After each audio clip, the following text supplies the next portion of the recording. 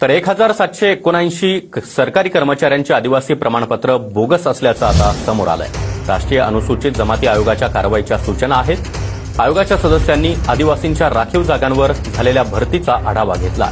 Bogus आदिवासी प्रमाणपत्रांवर 2021 ते 2023 या काळामध्ये 1779 उमेदवारांनी नोकऱ्या मिळवल्याचं समोर आलंय। अरे लाज वाटते का रे तुम्हाला? अंगात रक्त आहे की पाणी? ज्यांच्या वाट्याला पिढ्यानपिढ्या उपेक्षा आली, ज्यांनी जंगलात राहून कष्ट उपसले, त्या खऱ्या आदिवासींच्या तोंडचा घास तुम्ही चोरला। 1779 हे साधेसुधे लोक नाहीत, हे तर सरकारी खुर्च्यांवर बसलेले बोगस अधिकारी आहेत।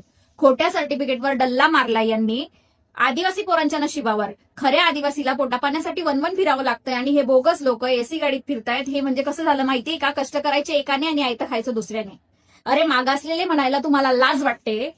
आदिवासींचा तुम्ही तिरस्कार करता, मग त्यांचं आरक्षण घेताना आणि आदिवासींच्या जागेवर नोकरी करताना तुमची ही लाज कुठे जाते रे? आताच आवाज उठवा ज्यांनी संविधानाचा अपमान केला, ज्यांनी बाबासाहेबांच्या कायद्याची चेष्टा केली, त्यांना काय आरती ओवाळून स्वागत करायचंय का? आता आदिवासी मंत्री, आमदार, खासदार कुठं लपून बसलेत? साहेब, जेव्हा निवडणुका येतात ना, तेव्हा तुम्ही गोड बोलून आमचा आदिवासी बांधव म्हणत दारात येतात, मग आता आदिवासी पोरांच्या नोकऱ्या चोरणाऱ्या या लुटारूंना बाहेर काढताना तुमच्या तोंडाला कुलूप लागलंय का? सावध बाबांनो, ही लढाई आता फक्त सोशल मीडियापुरता मर्यादित ठेवून चालणार नाही।